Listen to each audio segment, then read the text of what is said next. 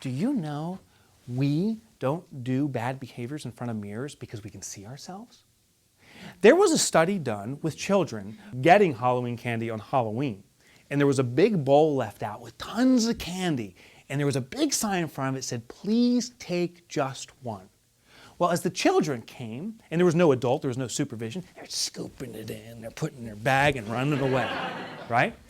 The only change they did was they put a mirror behind it. Same bowl, same sign, just a mirror. There was a 90% compliance among children. We're taking one. We don't want to see ourselves committing a bad act. It's called the mirror effect. This is a physical phenomena that happens.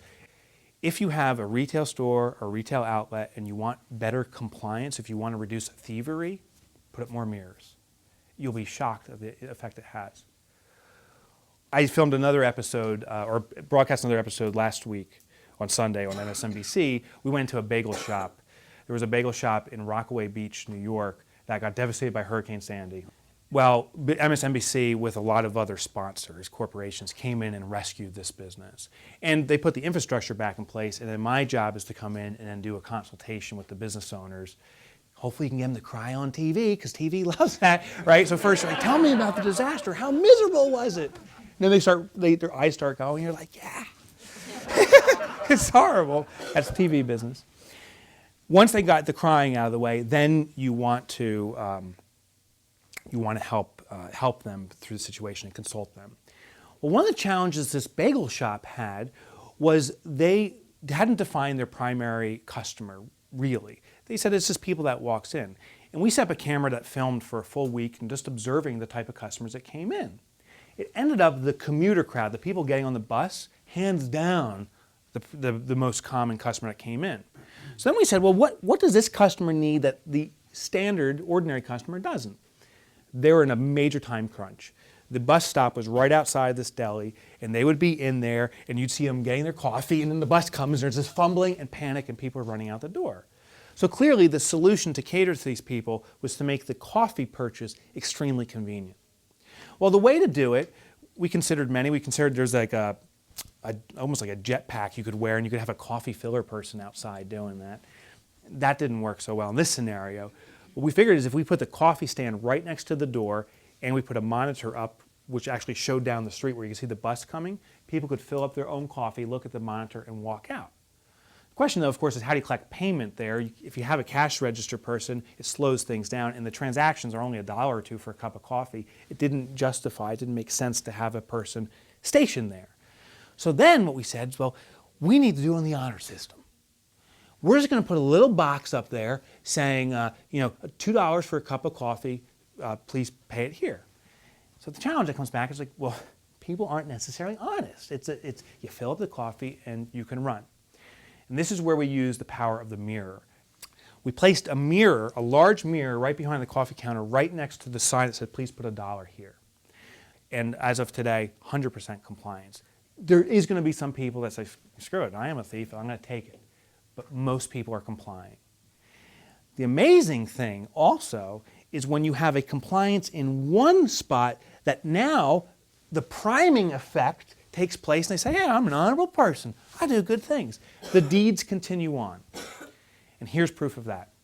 I travel extensively and I go to St. Louis. I'm a co-owner in a business in St. Louis. So I go to St. Louis once a quarter. And anyone ever been to the St. Louis airport? Okay. St. Louis airport was notorious for a while for the restrooms. I don't know if you noticed this. Horrible restrooms. You would go in there and it was just filth. And it's this disgusting, so just bear with me. You would walk in with your shoes and you'd come out wearing slippers, if you know what I'm talking about. That's disgusting. It's also a joke. I went to St. Louis 3 weeks ago or 4 weeks ago, and the bathroom was spotless. Perhaps the cleanest bathrooms I've seen at any airport in this country, or any country for that matter. And I was like, wow, they must have hired like this cleaning crew comes in every 10 minutes to clean this up. The sinks were spotless, where the urinals and the stalls are spotless. And then I saw their trick.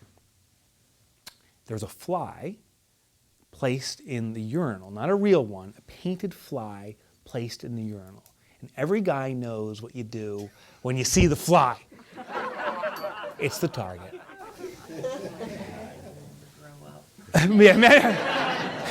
Men never grow up. Habits rarely change. Habits rarely change. And the lesson in here is every customer of ours is a human being and has ingrained habits. It's shocking how many businesses try to change the behavior of the customer. Huge signs, please clean up, no mess, please, help us. When there's just opportunities to leverage existing habits. And the St. Louis airport is genius. Because what happened was, sure enough, you go into where all the urinals are, and there's like 10 here, 10, they're everywhere, spotless. Like you're thinking about having a 5-course meal off the floor in this place. It is incredible. And the priming effect takes place. So while the urinal area is clean, when I turned and looked at the sinks, they were spotless too. As I leave the urinal area and I wash my hands, I'm like, I gotta watch how other people behave. I sit in the corner, which is very awkward, in a bathroom where some guy just sitting there like, hey, what's going on? You know? So I don't recommend you doing this. But what I observed was person after person washing their hands, cleaning up with the towel, and then taking the towel and cleaning the sink before they threw it out. They had been primed. So lesson 3 is how do you use a mirror, or how do you leverage people's existing habits in your own business? Let's not try to change other people's habits anymore. Let's just use what they already do. You'll be shocked how much they comply. Thank you.